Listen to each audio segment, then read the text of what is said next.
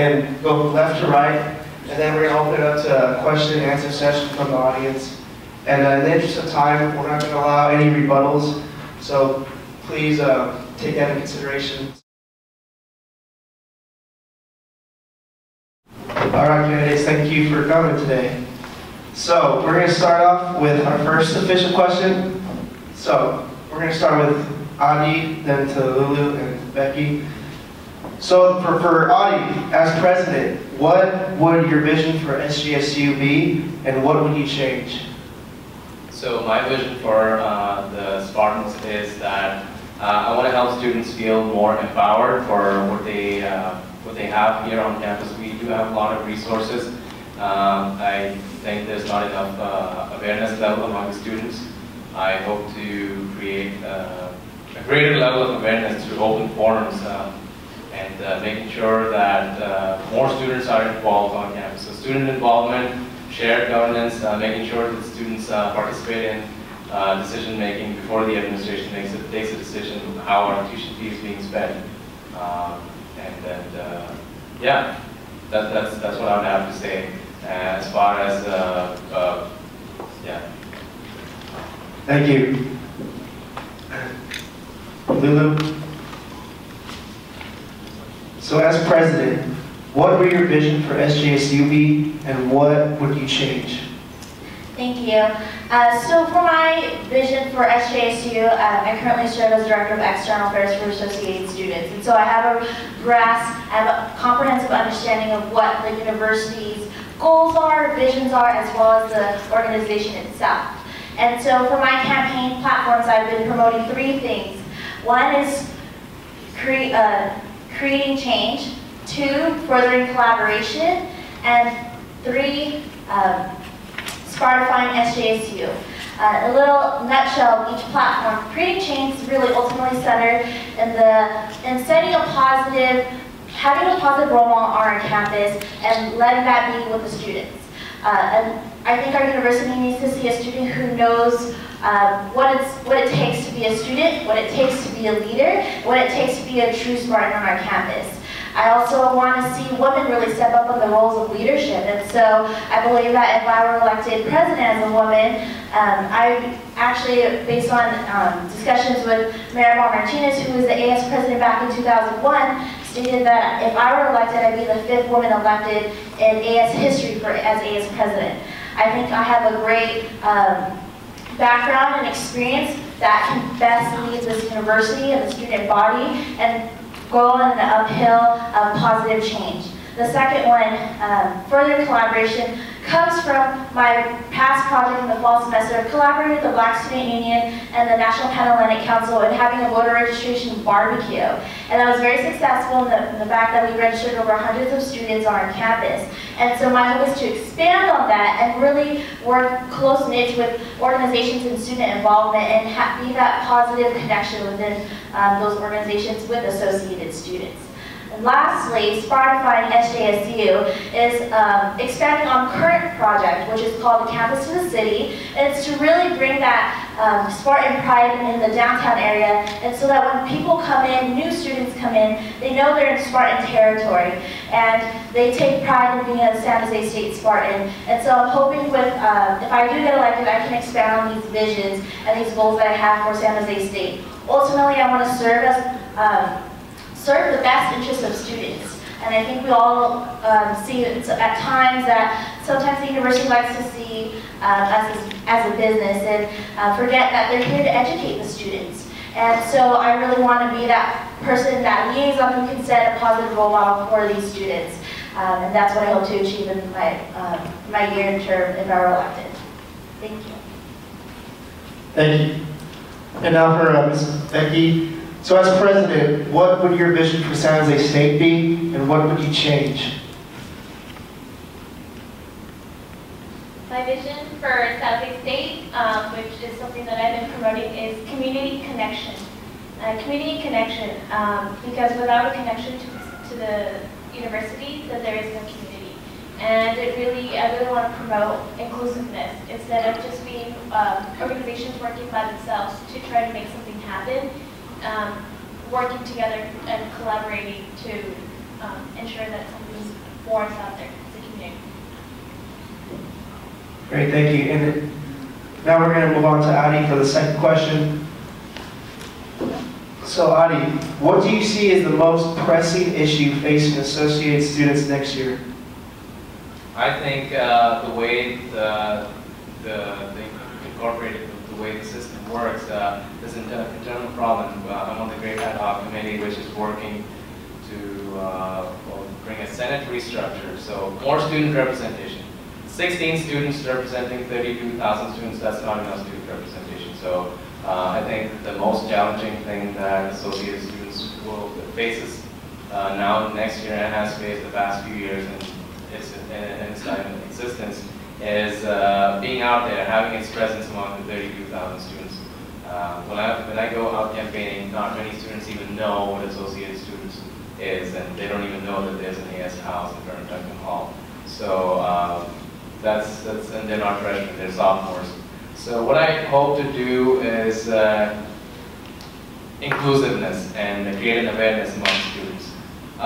And I think that can be done through more student representation. The Senate restructure will have a decent amount of student representatives representing each department as much as possible. And marketing our events is definitely a thing that we need to focus on. I mean, how do we know what's best for students unless we ask them and we get their input? So my focus is going to be creating an awareness movement among the students, San Jose State. Thank you. So Lulu, I'm going to ask the same question. What do you see as the most pressing issue facing Associated students next year? That's a really good question, because as new board members come in within Associated students, we want to see continuity within the board and see leadership develop, right? One thing that most students may not know and the current board is working on is the search for the new executive director. We currently have an interim executive director serving on our board this year, and next year we'll be having a new interim, we will have a new executive director, correction. And so we're going to need students who are going to lead this organization, who are going to bring continuity to the organization. So there's projects that we're currently working on, such as the things that Adi said, the Senate structure. So another thing is establishing another scholarship, and working on other projects such as Campus to City. So there needs to be continuity, and that's going to be a struggle for next year, because there isn't a lot of board members running again in this year's term for board of directors. So that's one for the organization. The second thing that the organization is going to need to work on next year is the campus climate. And next year we'll be establishing in our university a diversity department. Right now the university is doing a search for the chief diversity officer. And so when that department gets established, we're going to need a liaison to best represent the students' needs, issues relating to diversity efforts, whether it's for ethnicity, whether it's for the LGBT community, whether it's for veterans, or whether it's for grad students, commuter students, right? And so the board as a whole, not my position solely, board as a whole need to work together with the student department to address the needs of the university, and as well as work with the university, working with President Mo, working with Academic Senate, and addressing the needs. And I think there needs to be again, like I said, continuity, and the returning board members who, if they do get elected, it is a responsibility to educate the new leaders. And so I really hope that I do get elected, because I feel I do have experience and I do have a great foundation of knowledge to help lead the organization, and as well help these upcoming leaders be developed, at the same time recruit future leaders who will want to one day run for the board. And so solely focusing on next year on some issues that may arise as a new executive director and the climate change on our university. Thank you. So Becky, what do you see as the most pressing issue facing Associated students next year? I believe that one of the most pressing issues is creating more jobs for students who are 88540. I have a lot of friends who actually are struggling to find jobs and being able to maintain their education. I understand that, there are ways that they can receive money, but, they're like, well, I get money for school, but what about for me to maintain a living and being able to find a job after I graduate? So I think that's something that's really present, and I think that we can collaborate with other organizations and try to create more space for them, more jobs available for them. Thank you. And so now we're going to put a question for the ASP candidates. Does anybody have a question for the candidates? Open mic right here for anybody.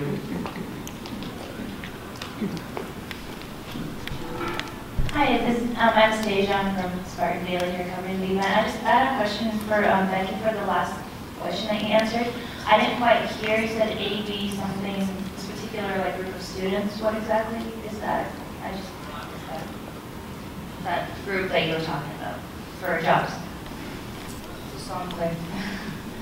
It's for the students who are, kind of they're associated with a lot, like the DREAM Act. Have you heard of that? Yeah. Okay.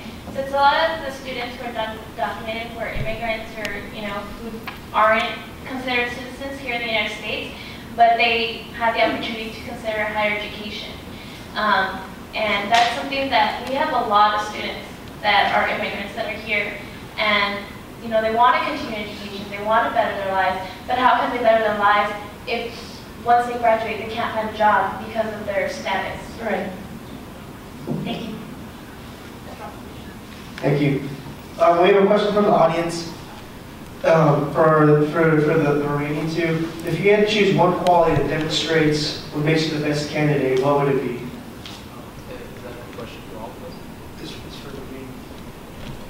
I'll go ahead and start. I think what makes me a standout applicant, what differentiates myself from the other candidates here, is I do have a comprehensive understanding of the organization, the university structure, as well as the academic structure on the side for faculty.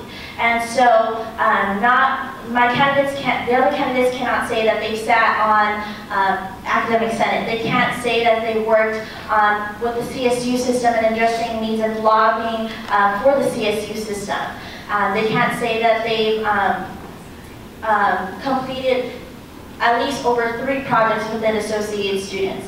And if they have, I would definitely like to hear it, but I feel that I already have a comprehensive understanding. I've built an abundance of experience within my year as Director of External Affairs, and I hope to do the same thing next year with the new upcoming board.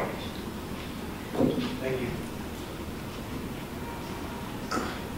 I think what differentiates me from the other candidates is I listen. That's all I have to say. I listen. I make sure that everybody is included in the discussion. It's as simple as that. How do I know what's best for students? How do I know what's in the best interest of students unless I ask them?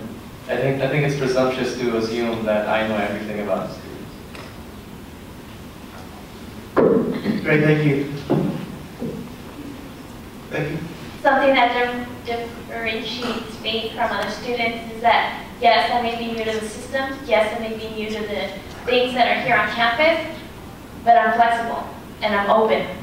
And I'm willing to work with those who feel like they have been unheard throughout the several years, that they feel that they've been ignored.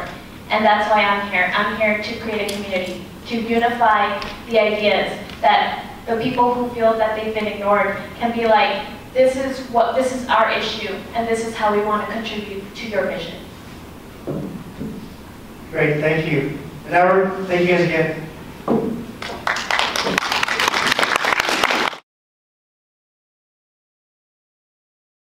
We have for you. What is the most important factor in a meeting to you? Discussion, fairness, action, time, or content? And can you elaborate why? I'm sorry, can you repeat that one more time? Yeah. So, what is the most important factor in a meeting to you? Discussion, fairness, action, time, or content? And could you elaborate on why? In a meeting, I don't believe there's just one thing that factors over something else. Because in a meeting, you work with so many different personalities. In my opinion, I think it's flexibility. Being able to comprehend other people's opinions, being able to comprehend other people's actions, why they do what they do, and not taking things very personally as well. at my time being on the board and being on lobbying corps for 2 years, I heard a lot of suggestions, I heard a lot of people voice their opinions. But the only way anything ever really gets done in a meeting is when everyone comprehensively comes together and agrees on something. And I know with a board of 16 people, that doesn't always happen. So flexibility is key when it comes to when we are participating in a board like this. At the same time, I also believe that flexibility in terms of your emotions is also very important. One thing that I do when I'm on board meetings is I leave everything at the door. There can be a heated discussion, a heated argument about a certain topic that can be controversial.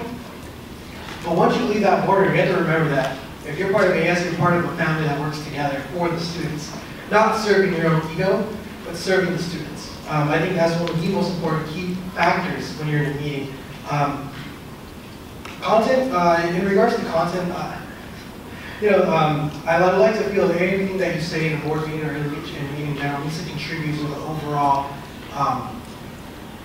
discussion. I do believe that you need, some people need that you need to think before you speak, because tact is also a very important part. If you're able to contribute to discussion positively, you should. If not, then you need to go take a step back and realize what you need to say. So I think tact is a very important factor in meetings. Great, thank you. And the second question that we have is, what would you prioritize when training the board of directors, and what resources would you use to make it happen? Well, when training the board, there's something that we do before the meeting is clear. We go on a retreat during the summer to be able to teach the new incoming board members everything about AS and we possibly can for the upcoming semester.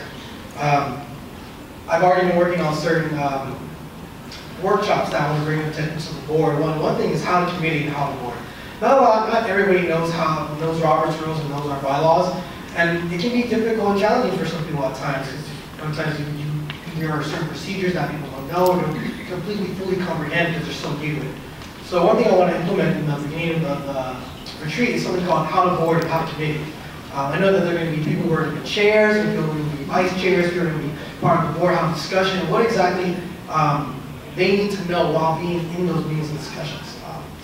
One other thing I want to emphasize to help board members further their dreams and aspirations as the board is to be able to be a strong base. I talked about this a little earlier when we were doing our public forum, but being a strong base for the directors. I think everyone needs to be able to come together again as a family, because if we're not serving our own ambitions or our own egos, we're serving the students. And I think if we put that in front of anything else, we'll be able to complete our goals, because we'll be comprehensively working together.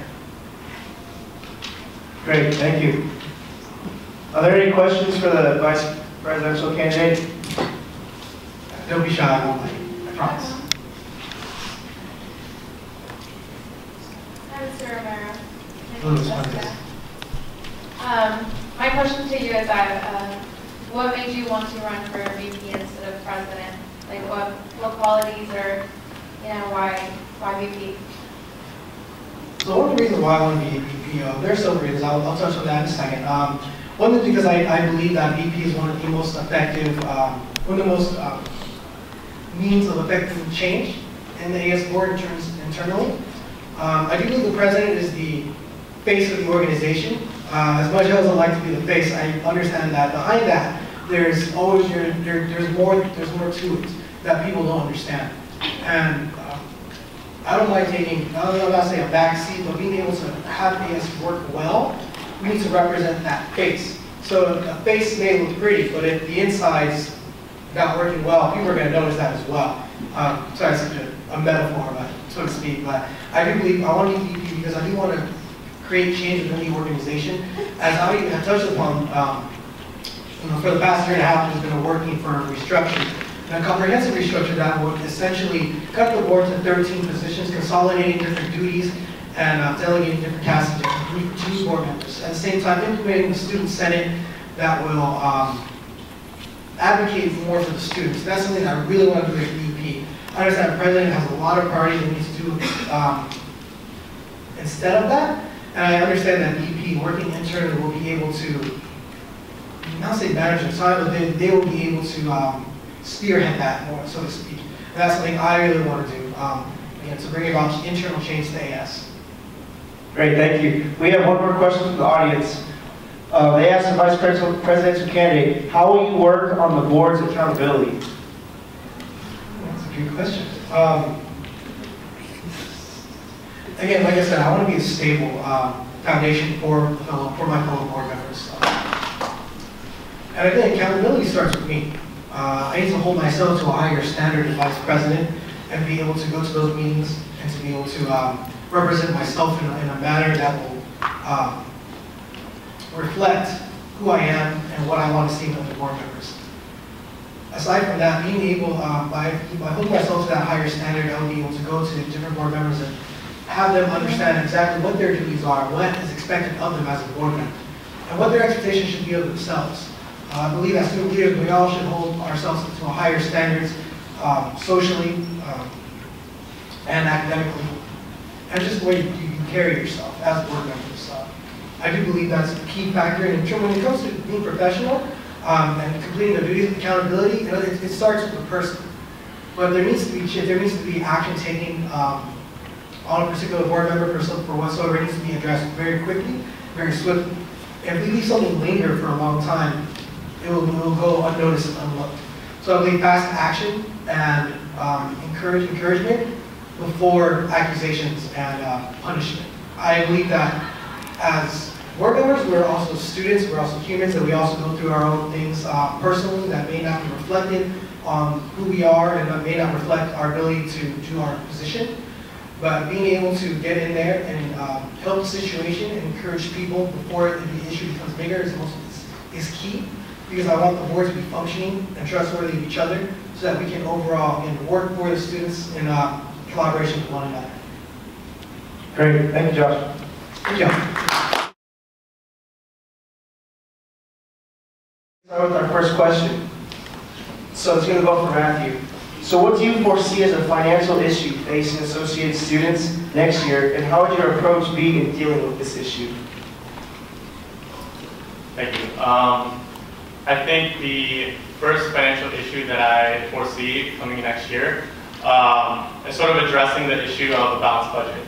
And currently, associated students is going through, the budget approval for next year. They're currently looking to have a balanced budget next year, which is great.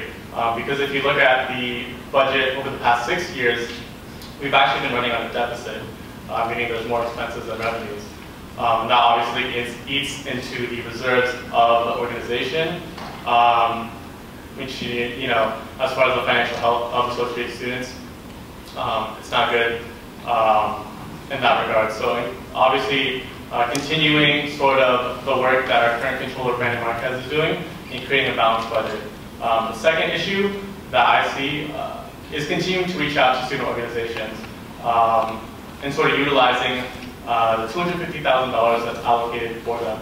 If you look at the current utilization of the student organization budget, we're at 60%. That's a lot of money left on the table that student organizations can utilize to help benefit their their members for professional development, transportation, equipment, apparel, etc. So I think there can be a lot of work for next year that can be done in regards to both balancing the budget as well as continuing outreach for student organizations to utilize that money. Great, thank you. So let's ask the same question to Bryce. So Bryce, what do you foresee as a financial issue facing associate students next year, and how would your approach be in dealing with this issue? Ooh, okay. How's everybody doing today? Okay.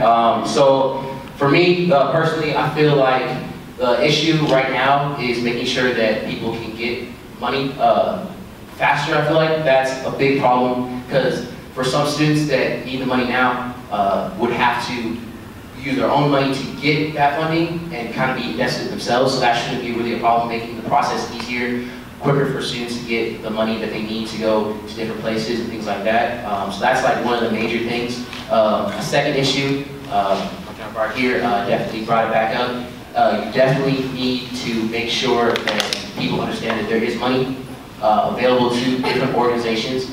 Make sure they come and get it. Make sure they understand that you can't get the money that you need to go to a convention or get money to make sure that your events go perfectly as planned. So that's definitely another thing for issue. So. Thank you. And now here's our second question for controller candidate. So as a controller, this is for Matthew. As a controller, you're in charge of a huge budget. So how would you distribute that budget? It's a great question. So when you look at associate students, obviously there's a lot to the organization. There's a lot of sort of auxiliaries that exist and that operate under associate students. And so definitely looking at the budget currently, we need to identify areas in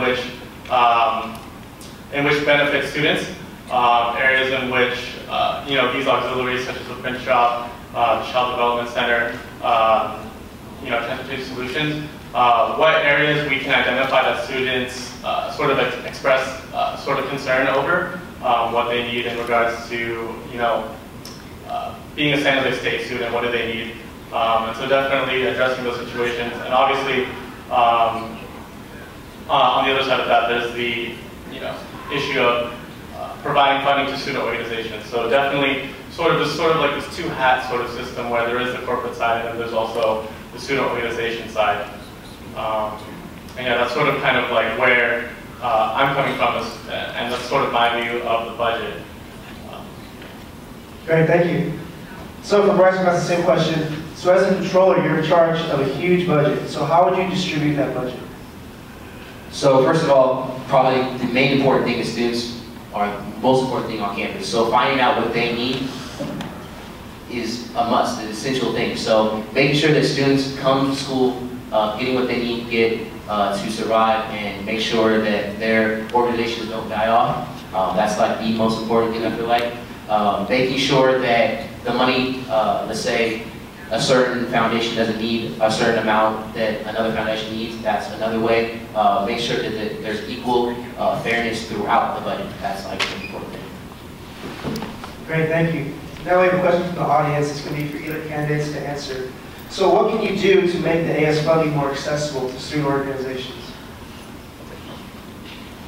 All right, it's a great question. And just sort of being within finance committees, visiting a lot of different organizations, that's probably one of the biggest sort of question that a lot of students have. How can I have more access to the money? I think if you look at, critically look at the budget policies right now, they're sort of narrow in scope in the sense that student organizations literally only have one opportunity per semester to request funding. Now, I work as a resident advisor in the Briggs. So if you kind of take that analogy, if I were to go to my hall government to sort of request money once a semester, it'd be really difficult for me to sort of foresee those expenses, foresee the types of programming, types of events that I would want to host for a semester. Now, if you equate that to a student organization, that's sort of the predicament they're in. They only have one opportunity per semester to be able to sort of analyze their expenses for that semester and request that money. So I believe, in essence, there needs to be more opportunities for student organizations to be able to request money. There needs to be sort of critical analysis of the budget policies currently to see where there are obstacles, whether it be submitting more, and obviously Bryce has also mentioned it, turnaround time. If you look at the budget policies, there's a 3-week turnaround time. And so sort of like finding opportunities where it can be streamlined. If it's under a certain amount of money, possibly it could be sort of, approved in an expedited way. Leave it at that. Thank you. Okay, cool. Can you repeat the question one more time? Yeah, what can you do to make AS funding more accessible to student orgs? The turnaround time, that's like the most important thing. 3 weeks is unbelievably long compared to other CSUs. It's definitely too long. So making sure the flow chart is like more of an ABCD instead of like a spider web, that's the most important thing. Turnaround is way too long. And yeah, I think that's the main one. Great, thank you.